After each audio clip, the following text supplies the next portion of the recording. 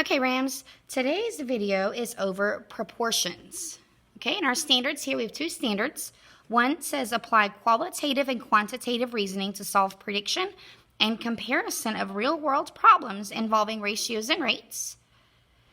And the other says give examples of a ratio as a multiplicative comparison of two quantities describing the same attribute. So we're going to talk about a little bit of vocabulary here. A proportion is just two equivalent ratios.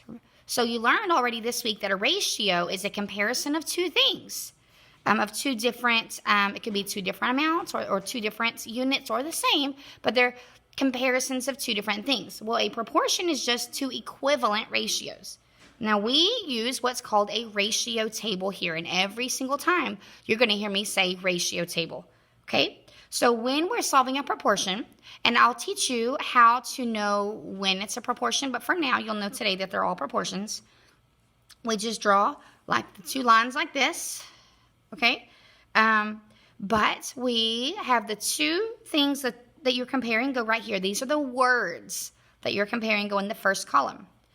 The middle column is the given relationship between those two things. Now, sometimes that given relationship is in the problem, and sometimes it's in your formula sheet. And then the last column is what you're trying to solve. Okay, and we'll show some examples of what this looks like. All right, so we're going to make predictions here. You're shopping at the mall. You noticed 7 adults to every 3 children. If there are 27 children, how many adults are there? Okay, so we are comparing things, and we have a given ratio. It tells us that there's a relationship between the number of adults and the number of children that we see at the mall. Now, if we're not sure what two words go here, let's look at the problem here. I see numbers. Now let's look at what word represents those numbers. 7 goes with adults, 3 goes with children, and 27 goes with children. So I'm comparing adults to children, and that's what I'm going to write down. It does not matter what order I write them in as long as I'm paying attention to the wording. Okay? So my words here, the two things I'm comparing. Now the given ratio in the problem goes right here in the middle column. So it says 7 adults for every 3 children. That is a ratio. So I'm going to put the 7 here by adults and the 3 right here by children. Okay, that is the given ratio for the problem. That means for every 7 adults, there are going to be 3 children. Now, my prediction, what I'm trying to solve, says if there are 27 children, so I'm going to put 27 over here across from children, how many adults are there? This is what I want to know. Okay, so first thing I do is I look for the relationship between the numbers in the problem. What kinds of relationships do I see here? Well, I notice that there is a relationship between 3 and 27. Now, it's got to be a multiplicative relationship. That means it's done by multiplying or dividing, never adding or subtracting. Okay? So 3 times what is 27? 9. So I'm going to write down 3 times 9, and I want you to write it just like that. 3 times 9 is 27. So whatever we do to the bottom, we do to the top. So 7 times 9 is 63. That means 63 adults are at the mall if there are 27 children. So basically, we're looking at it, we could look at it as two equivalent fractions. 7 over 3 equals 63 over 27. Okay? These aren't the same thing. This just gives you the words to organize it. Okay? Now, sometimes the units change in the problem, so it's very important to always label your ratio table. So we have Melissa drives her car 14 miles each day traveling to and from school. Now, remember, that's only 5 days a week, right? Monday through Friday. So each day, so even though it's not a number, each represents the number 1. So 1 day, 14 miles in 1 day. How many miles would she drive in 6 weeks? So right now, if I look at what words go with the numbers, I have miles, days, and weeks. Well, that's 3 different units. So we need to figure out how to compare this. My given ratio is between miles and days. So I'm looking at how far she travels over a given amount of time. Now, I could write this in miles compared to weeks or miles compared to days. The problem is if I choose weeks, how many miles is it in 1 week? Ooh, I'm going to have a decimal, and I don't want to deal with that. So I'm going to deal with a smaller number here. I'm going to say miles and days. She travels 14 miles each day. That means in 1 day. So you have to watch carefully for those words that represent numbers.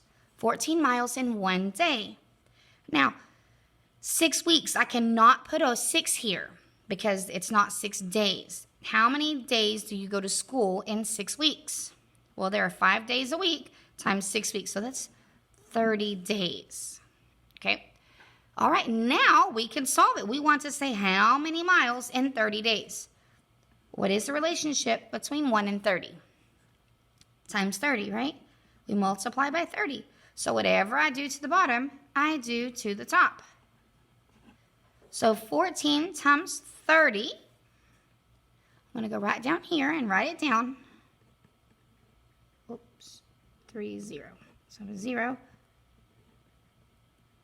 420. So she drives 420 miles in 30 days.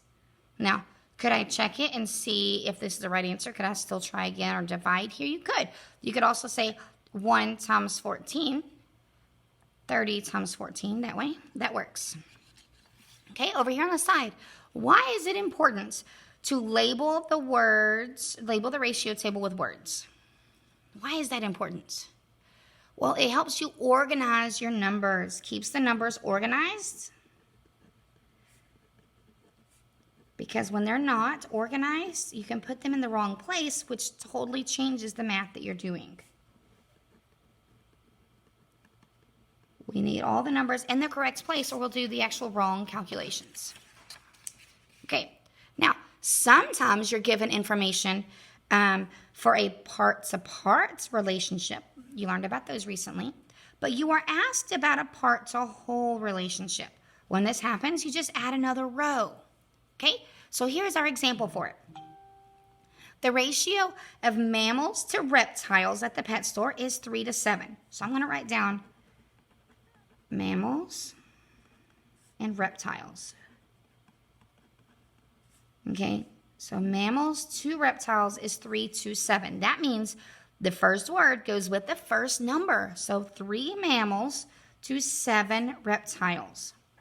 Now it says if there are 90 animals, 90 animals at the pet store, how many are reptiles? That means this. I'm trying to figure out reptiles. That's my prediction. But I don't know how to get there. Where does my 90 go? My 90 is not up here. It doesn't say 90 mammals. It says 90 animals. That would mean total animals.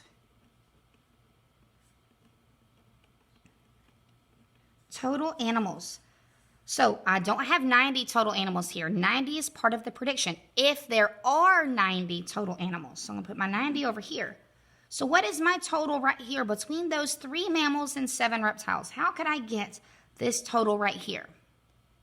Well, I could just add up that column. That 3 mammals and 7 reptiles gives me 10 total animals. Now I can make a prediction over here. I do not need this top row anymore.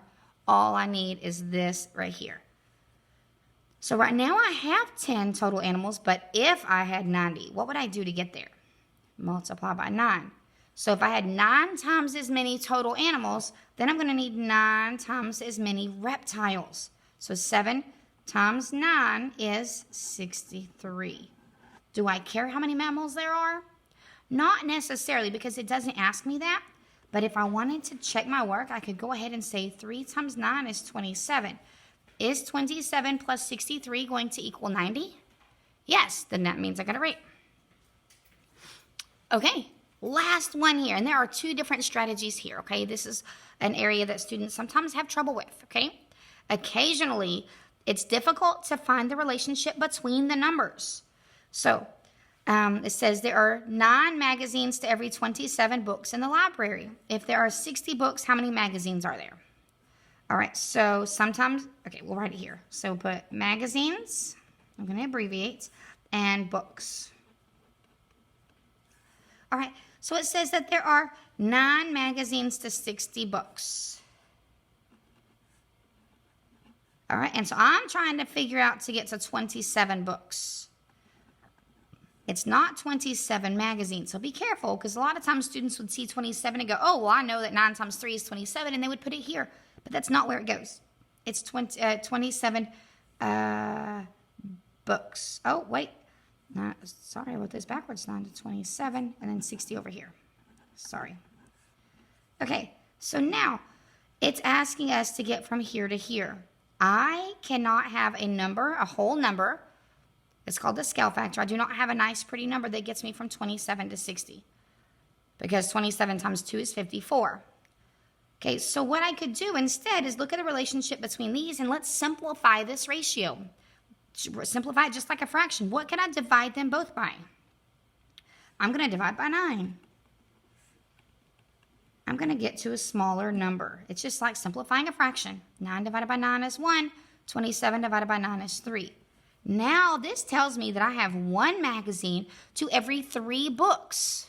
Well, that's pretty simple, right? Can I get from 3 to 60 now? Of course I can. 3 times 20 is 60. So 1 times 20 is 20. And that is my answer. Now, sometimes we don't always see that scale factor. We don't recognize it there. Like we don't recognize to simplify it. So there's one more strategy. So we're at magazines and books here. Last one, okay? 9 and 27. 9 magazines to 27 books. Now, I'm trying to get to 60 books. There's still no pretty scale factor. Instead, what if I look at the relationship between those two numbers? Between the number of magazines and books. So what I know is books and I want to get to magazines, I start with my books here and say, how do I get from 27 to 9 over here? I can divide by 3. So whatever I do on this side, I can do the same thing over here. 60 divided by 3 would give me what? 20. So it's all about looking for the relationships between the patterns of numbers here. Okay. Our question over here says, what do you think is the most common mistake that students make when solving proportion problems? Couple of things. One, not labeling correctly. That's the biggest one. That leads to the most mistakes. 2 is not recognizing the patterns. If you don't know your multiplication facts, these patterns are difficult. Okay?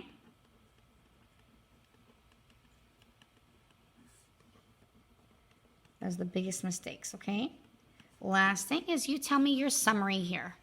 What did we do? We looked at patterns to make predictions. So I'm going to write patterns equals predictions.